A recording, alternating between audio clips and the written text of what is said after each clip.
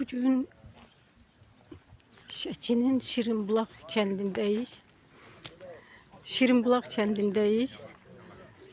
Şəhid Kənan İsrafilovun bugün torpağa verilən günüdür. 44 günlük 2-ci Qarabağ Savaşında böyük şücaətlər göstərmiş və oktyabrın 5-də şəhid olmuşdu. Amma bugünkü tarixdə 7 oktyabrda torpağa verilmişdi. Şəhidlər heç bir zaman unudulmur. Şəhidlər hər zaman istər doğulduğu yerdə, istərsə də Respublikanın hər yerində, hətta Respublikanın hüdudlarından belə uzaqlarda hər zaman yaşayırlar. Çünki 44 günlük vətən müharibəsində 30 illik savaşda vətəni vətən edən, torpaqlarımızı işğaldan azad edən bax belə bir oğullar, yəni canlarını, gözlərini qırpmadan fəda etdilər. Vətən deyib bir yumruq üzərində, bir amal üzərində, Ali Başkomandanın dəmir yumruğu üzərində birləşdilər. Həqiqətən şəhidsiz vətən olmaz və bugün Kənan İsrafilovun timsalında bütün şəhidlərimizə Allahdan rəhmət diləyirik. Əslində bu sözü mən o qədər də sevmirəm. Çünki şəhidlərin məkanı zaten cənnətdir. Onlar bu şəhidliyi qanları ilə qazanıblar və imamlarımıza, peyğəmbərlərimizə qonşudular. Kənan elə bir kənddə doğulub ki, Şirinbulaq. Yəni Şirinbulaq dərkən Türkçəyə çevirsək bunu tatlı sözünü verir və oradan bulaq sözündə əgər Türkçəyə çevirsə tatlı çeşmə anlamına gəlir. Bəli, Kənan İsrafilov bax şirin canıyla bu çeşmədə doğuldu. Tatlı çeşmədə doğuldu. Və bu çeşmədə tarix yazdı. Buranın ilk şəhidi və son şəhidi. Qələbəyə gedən yol bax bu Şirinbulaqda Kənan İsrafilovdan başladı. Ona görə nəinki bunun torpağa verildiyi gündə, hətta anım günündə, doğulduğu gündə, ən müqəddəs günlərdə bax buralar bax belə dolur, boşalır. Çünki şəhidsiz vətən olmaz deyərkən Kənan onların qürurudur. Kənan onların fəxridir. Kənan onların qürur mənbəyidir. Və onlar heç bir zaman Kənanı unutmağa qoymayacaqlar. Dünən Kənanın müəlliməsi ilə həmsöhbət olduq. Əslində onun müəllimə olduğunu bilmirdim. O söyləyəndə ki, Kənan mənim müəlliməm olubdu, Kənan mənim şagirdim olubdu. Dedim, mənə biraz Kənandan danışın. O qədər ürəkdən danışdı ki, həqiqətən həm kövrəldim, amma özümü o qədər də büruzə vermədim. Çünki müəlliməsi Kənan haqqında o qədər gözəl sözlər danışırdı ki, insan heyran olmaya qalmırdı yəni. Kənanın bir gün uşaqlıq xatirələrindən danışanda, yəni yeniyetmə yaşında 6-cı, 7-ci sinifdə oxuyarkən müəlliməsi də universiteti bitirib tarix fakültəsindən, tarix fənnindən orada dərs deyirmiş. Bir gün uşaqlar şənləniblər və deyiblər ki, bugün gəlin özümüz üçün bir şənlik eləyək burada. Sinifdə özləri üçün oynayıblar. Bunun da əslində təşkilatçısı Kənan olubdu. Kənan, yəni bu anlama gəlir ki, ta uşaqlıqdan təşkilatçılığı, onda olan kişi qeyrəti özü də özlüyündə yetişdirirmiş. Və Kənan müəllimə içəri girəndə, içəri toz duman içində görüb və hətta Kənanın ortalıqda rəqs etdiyini görüb, digər uşaqların rəqs etdiyini görüb. Müəllimə deyib, bu nədir? Bunu kim təşkil edib?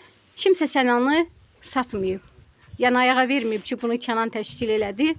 Amma gözlər hamısı Kənana baxırmış. Müəllimə çox əsəbləşib, dərs başlayacaq, içəridə toz duman.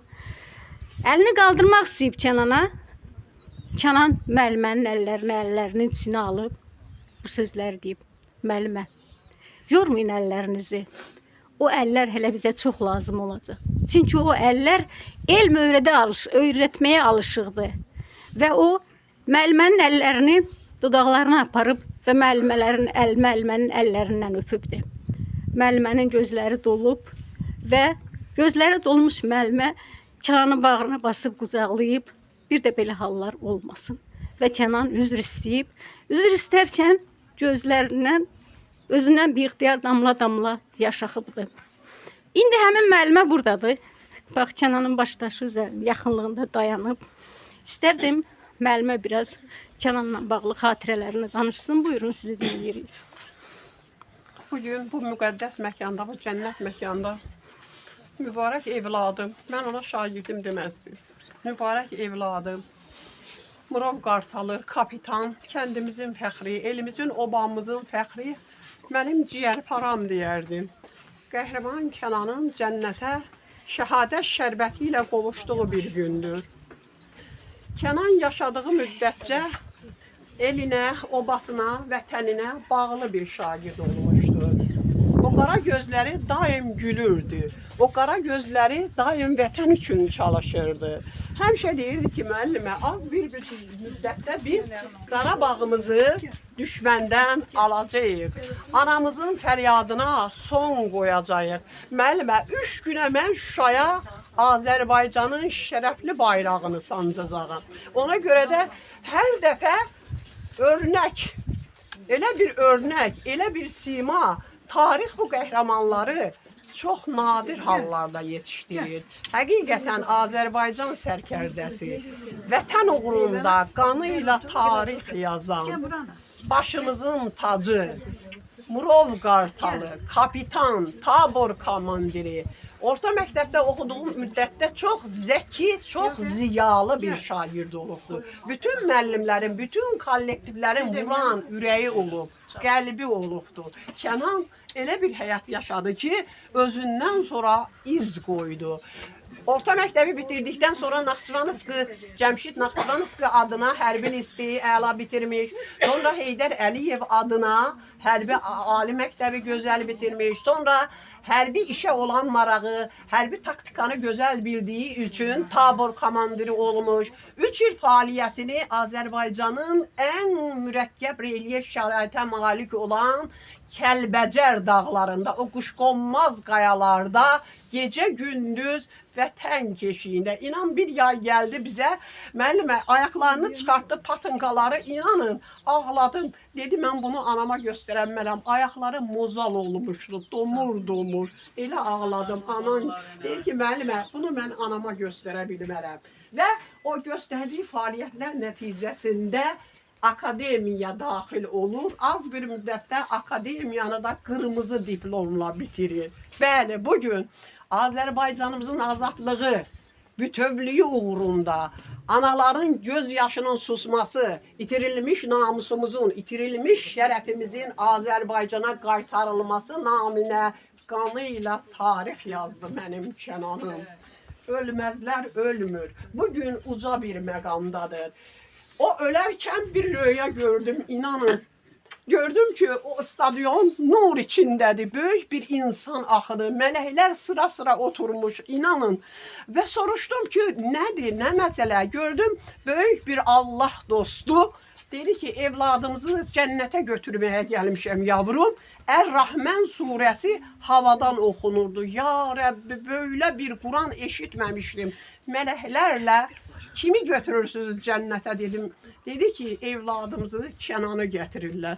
İnanın, o gecədən mən Kənanın şəhadət şərbəti içdiyini həqiqətən göy qübbəsi pırıl, səmalarda xoş bir səda, mələklərdən enən nida, sən cənnətin çiçəyisən, dağlar oğlu igid Kənan. Həqiqətən örnəksən, öynək biz də səninlə, vətəni yaşayaq sənin qəlbinlə. Bugün bu mübarək məkanda bizi cənnətdən seyr edən evladımızla bugün Azərbaycan xalqı kimi, bir müəlliməsi kimi fəxr edirəm. Çox təşəkkür edirəm. Şəhadət şərbəti demişkən, bunun bir qısa açıqlamasını vermək istəyirəm. Şəhadət şərbəti Çanaqqale Savaşından qalıb. O dövrdə ən ağır yaralılara həkimlər Qumqumada olan su, şərbət verirmişlər. O zaman o şərbəti içən yaralı bilirmiş ki, artıq bu şəhadətə qovuşacaq. Gülərək o şərbəti içib şəhadətə qovuşurmuş. Xanım bir neçə misra şeir dedi. Onun şeirinə əlavə olaraq mən də bir misra demək istəyirəm. Bizim hər kimin tanıdığı Manax Ağayevi hər kəs tanıyır. O bütün toylarda, televiziyalarda, radiolarda ən çox oxuduğu belə bir mahnı var idi. Dostlar, bağışlayın, əli boş gəldim. Gəldim qapınıza mən Qarabağsız. Gördüm gözlərindən çəkilib duman. Duman Qarabağsız, sən Qarabağsız. Biz 44 günlük savaşın şəhidlərinə, qazilərinə, Ali Baş Komandanımıza minnətdarıq. Bugün artıq Manax Ağayevin o mahnını oxumağa ehtiyacı yoxdur. Çünki artıq biz Qarabağa ayaq açdıq. Çünki artıq Qarabağ Azərbaycandır. Azərbaycan torpağının birliyi uğrunda canlarını fəda edən bu oğulların sayəsində bugün Qarabağ Azərbaycandır. Biz artıq Qarabağa əli boş getmirik. Biz Azərbaycan bayrağı ilə, Azərbaycan birliyi ilə biz artıq Qarabağa ayaq bastıq. Haqqınızı helal edin. Mənim əziz evladım Kənan. Ruhunuz şad, yeriniz zaten, məkanınız cənnətdir. Bu qədər.